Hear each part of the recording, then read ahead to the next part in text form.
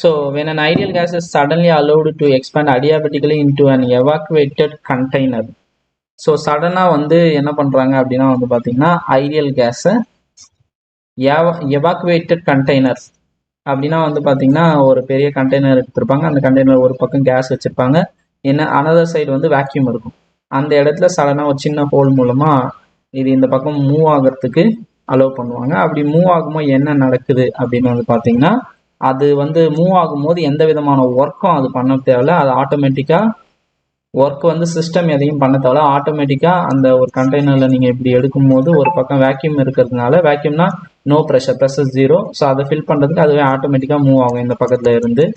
அதனால் work done வந்து 0வாக இருக்கும். இந்த ப்ராசஸ் அப்போ இது எந்த விதமான ஹீட்டையும் அப்சர்வ் பண்ண போகிறதில்ல, எமிட் பண்ண போகிறதில்ல. So overall delta U is equal to change in internal energy is equal to 0 அப்படின்னு கொடுத்துருப்பாங்க.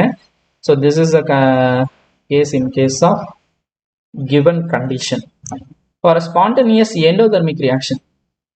ஸோ ஸ்பான்டேனியஸ் அப்படின்றதுனால டெல்டா எச் நெகட்டிவாக இருக்கும், இது ஆப்ஷன் கிடையாது. எண்டோதர்மிக் ரியாக்ஷன் அப்படின்றதுனால டெல்டா ஹெச் வேல்யூ பாசிட்டிவாக இருக்கும், இதுவும் ஆப்ஷன் கிடையாது. டெல்டா ஜி வேல்யூ 0 அப்படின்னா ரிவர்சபிள் ப்ராசஸ்க்கு தான் 0 அப்படின்னா இதுவும் ஆப்ஷன் கிடையாது, இதுதான் option.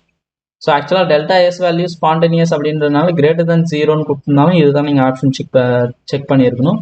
So one of the IIT JAM question ஒரு JEE question, not sure about it, IIT question இது. So delta S by T நம்ம எக்ஸ்பெக்ட் பண்ணுற டெல்டா எஸ் பை டி வேல்யூவோட டெல்டா எஸ் வேல்யூ கிரேட்டராக இருக்கும் in case of spontaneous endothermic. ஏன்னா ஸ்பான்டேனியஸாக இருக்குது, அதே சமயம் எண்டோதர்மிக்னா எனர்ஜியை நாம கொடுத்துட்றோம். ஸ்பான்டேனியஸாக நடக்கணும், டெல்டா எஸ் வேல்யூ எக்ஸ்பெக்ட் பண்ணுறதோட அதிகமாக பாசிட்டிவாக இருக்கும். அதுதான் வந்து இந்த ஈக்குவேஷன்லேருந்து நமக்கு ரெப்ரசன்ட் பண்ணக்கூடிய இன்ஃபர்மேஷன்.